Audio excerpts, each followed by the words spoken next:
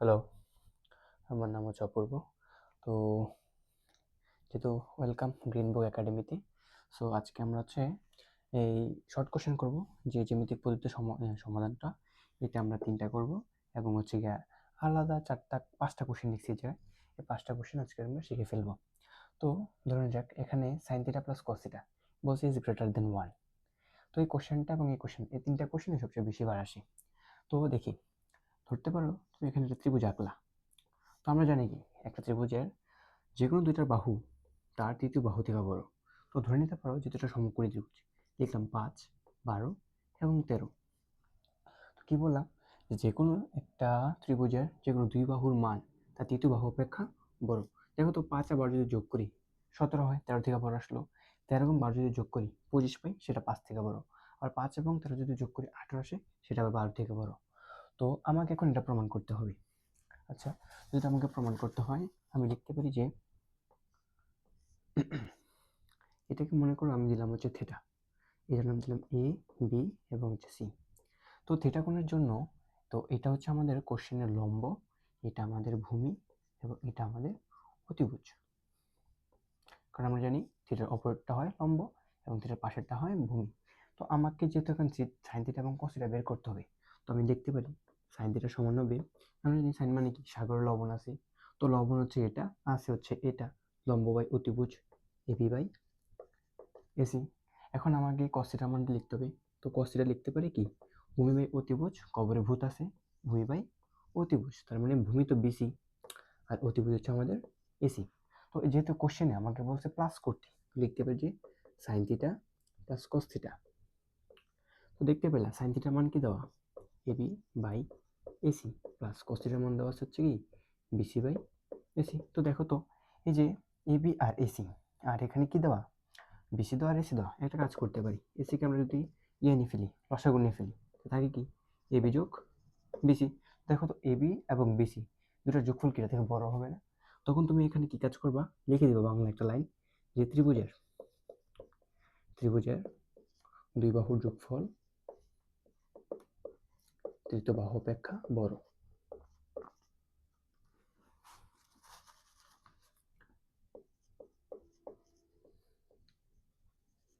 তৃতীয় বাহু অপেক্ষা বড়। আশা করি বুঝছি। তো বলতেই পারি AB by BC, AB plus BC by AC is greater than 1। এটি আমাদের প্রমাণিত। শেষ। আমাদের ফার্স্ট কোশ্চেন এখানে প্রমাণিত হয়ে গেল। এবার আমরা সেকেন্ড কোশ্চেনে চলে যাই। আমার সেকেন্ড কোশ্চেনে কি দেওয়া, sine square theta plus cos square theta equal 1। তো দেখতে পেলাম সাইন মানে কি, এই যে এটা বি বাই এসি, কস মানে কি, এই যে এটা বিসি বাই এসি। তো এটাকে যদি যোগ করতে যাই, আমরা লিখতে পারি sine square theta plus cos square theta. তো সাইন, যেহেতু সাইন মানে কি এবি বাই এসি, তার উপর দিলাম স্কোয়ার, এবং কস মানে কি বিসি বাই এসি, এবং সেটার উপর দিলাম কি স্কোয়ার। তার মানে এখানে কি এবি স্কোয়ার আর এসি স্কোয়ার, আর এখানে দেখতে পাচ্ছি বিসি স্কোয়ার এবং এসি স্কোয়ার। তো যেহেতু এতটুকু পাইলাম, এখন আমরা কি কাজ করতে পারি, আমরা নিচের দ্বারা লসাগু নিতে পারি না? যদি নিচের লসাগু নিই, নিচের দ্বারা ভাগ, ফলাফলকে উপরটা দ্বারা গুণ। এসি স্কোয়ারকে এসি স্কোয়ার দ্বারা ভাগ করলে পাবো 1, 1কে এবি স্কোয়ার দ্বারা গুণ করলে পাবো AB square plus BC square, same to same. তো এবার যদি আমরা পিথাগোরাসে চলে যাই, আমরা পিথাগোরাসের সূত্র কি জানি, যে অতিভুজ স্কোয়ার সমান ভূমি স্কোয়ার প্লাস লম্ব স্কোয়ার। তো দেখো তো এসি স্কোয়ার সমান কি বিসি বাই এবি লিখতে পারি। তো এই যে এবি প্লাস বিসি আর বিসি প্লাস এবি সেম কথা না? তো লিখতে তো পারি AB square plus BC square সমান লিখতে পারি এসি স্কোয়ার, নিচে আছে এসি স্কোয়ার। এসি এবং এসি দুইটা কাটাকাটি করলে পাবো 1। তাহলে দেখো তো এটা আমাদের প্রমাণিত হয়ে গেল কিনা। শেষ, এতটুকুই।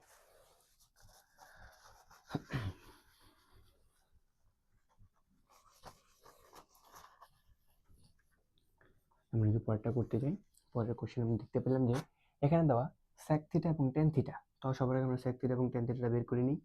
তো sec থিটা মানে কি, sec মানে আমার cos-এর উল্টা। তো cos কি, cos ভূমি অতিভুজ, তো এটা হবে কি অতিভুজ বাই ভূমি। অতিভুজ দেওয়া আছে আমাদের এসি, ভূমি দেওয়া আমাদের বিসি। এখন আমাকে টেনটা বের করতে হবে। tan মানে কি, tan মানে টেরা লম্বাবত, এই যে লম্ব, এই যে ভূমি, তার মানে AB by AC, sorry AB by BC. তো এখন আমাকে জাস্ট সূত্র অনুসারে লিখে দিতে হবে sec square theta minus tan square theta equal লিখতে পারি সেকের মান তো পাইলাম এসি বাই বিসি তার উপর square minus AB by BC তার উপর স্কোয়ার তাহলে দেখতে পেলাম AC square BC square minus AB square BC square clear. এখন এই যে নিচে তার নিচে কি আমরা লসাগু নিতে পারি বিসি স্কোয়ারকে। লসাগু মানে কি নিচেরটা দ্বারা ভাগ উপরটা দ্বারা গুণ, তাহলে লিখতে পারি হচ্ছে AC square minus AB square. এই যে একটা লিখছিলাম যে এসি স্কোয়ার সমান BC square plus AB square, তো আমার দরকার যে কোনো একটা। ধরে নিতে পারো আমি বিসিটাকে এক পাশে রাখবো, এই যে এবি স্কোয়ার এখানে প্লাস আছে এটা পাশে গেলে মাইনাস হয়ে যাবে না, লিখতে পারি কি AC square minus AB square equal হচ্ছে বিসি স্কোয়ার। তো বিসি স্কোয়ার পরিবর্তে এটা পুরোটা লিখতে পারি, দেখো তো AC square minus AB square পরিবর্তে লিখতে পারি কিনা, লিখতে পারি BC square by BC square এবং তাই কাটাকাটি করলে পাবো 1। আশা করি ক্লিয়ার। শেষ। আমাদের মূলত এইভাবে এটা প্রমাণ করতে হবে। ওকে, তাহলে আমাদের এটা শেষ হইলো। এখন আমরা হচ্ছে নেক্সট কোশ্চেনে যেতে পারি।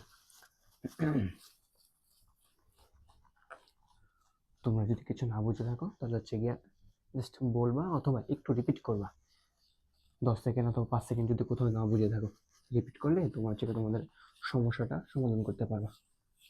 ওকে, তাহলে আমাদের এই তিনটা সলভ হয়ে গেল। এখন এই কোশ্চেনে দাও কি সাইন থিটা যদি এটা হয় cos থিটার মানটা বের করতে।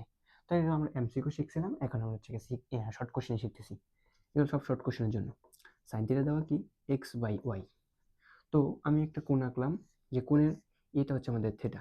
তো সাইন মানে কি এটা হচ্ছে তার লম্ব এবং এটা হচ্ছে তার অতিভুজ, বুঝতে পারলাম। তো এই কোশ্চেনে তাহলে লম্ব যেহেতু এক্স, অতিভুজ হবে কি ওয়াই, তাহলে আমাকে ভূমির মানটা বের করতে হবে না। তো ভূমির মান বের করবো কীভাবে, যেহেতু আমার অতিভুজ হচ্ছে Y, Y square minus X square. তো কস মানে কি, কস মানে হচ্ছে ভূমি বাই অতিভুজ। তো এই কোশ্চেনে ভূমি হচ্ছে এটা, অতিভুজ হচ্ছে এটা, শেষ, এতটুকু অ্যান্সার। কস থিটা হবে ভূমি বাই অতিভুজ, তো root Y square minus X square divided by Y. আশা করি তোমরা বুঝতে পারলা। ওকে,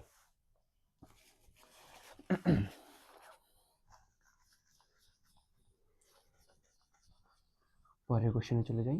আমাদের লেখা কি এই কোশ্চেনে যে 2 সমান লেখা 15 কট এ ইকুয়াল 8, আমাকে বের করতে হবে সাইনে এবং কোজের মানটা। তো 15 এখানে আমার দরকার নেই, এটাকে আমি অবশ্যই পাঠিয়ে দিলে এটা হয়ে যাবে কি, যদি এই কোশ্চেনটা গুণাকার আছে এটা ও পাশে গেলে হবে ভাগ। তো কট মানে কি, কট মানে হচ্ছে sine theta by cos theta. আচ্ছা সেটা লিখলাম না, আমরা এটা বাদ দিয়ে আমরা একটা কাজ করতে পারি। কাজটা হচ্ছে এখানে চিত্র আঁকাইলাম, চিত্র আঁকাইয়া কট মানে কি টেনের উল্টা না, তো ধরতে পারো আমি একটা 10 লিখে নিলাম। 10 যদি লিখি তাহলে এটা উল্টে যাবে না, 15/8। তো 10 মানে কি, 10 মানে হচ্ছে লম্ব বাই ভূমি। তো উপরেটা হচ্ছে তার লম্ব, নিচেরটা হচ্ছে তার ভূমি। লম্বের মান পেলাম 15, ভূমির মান পেলাম 8। এখন কেমন এই অতিভুজের মানটা বের করতে হবে না। আচ্ছা আমরা একটা অতিভুজের মানটা বের করে নিই। অতিভুজের মানটা আসবে হচ্ছে 15 স্কোয়ার প্লাস 8 স্কোয়ার 289, তাকে যদি আমরা রুট করি পাবো হচ্ছে 17। তাহলে বলতে পারি এই মানটা আসবে জাস্ট 17। তাহলে বুঝে ফেললাম এই মানটা আসলো 17। ওকে, তাহলে আমাকে এখন সাইন এবং কসের মানটা বের করতে হবে। তো সাইনে লিখলাম হচ্ছে সাইনে হচ্ছে গিয়া আমার লম্ব বাই অতিভুজ 15/17 এবং কসে হচ্ছে আমাদের ভূমি বাই অতিভুজ, ভূমির মান দেওয়া 8, অতিভুজের মান দেওয়া 17। শেষ। এই দুইটা এত সিম্পল কোশ্চেন করানো। এগুলো হচ্ছে অনেক স্কুল টেস্ট পেপারে পরীক্ষায় দিচ্ছে এগুলা, এবং তোমাদের পরীক্ষা আসতে পারে। জাস্ট 2 নাম্বার জন্য, সময় বেশি নষ্ট করবো না, যত কম সময় লিখতে পারো। তো লিখতে পারি sec থিটা সমান হচ্ছে 3/2√2। তারপরে আমাকে এখানে cot থিটার মানটা বের করতে বলছে। তো আমি যদি cot থিটার মানটা বের করতে যাই, আমি জানি কি sec থিটা হচ্ছে গিয়ে এটা চিত্র আঁকলাম cos-এর উল্টা। তো sec মানে কি, sec মানে হবে যদি cos ভূমি বাই অতিভুজ হয় এটা হবে অতিভুজ বাই ভূমি।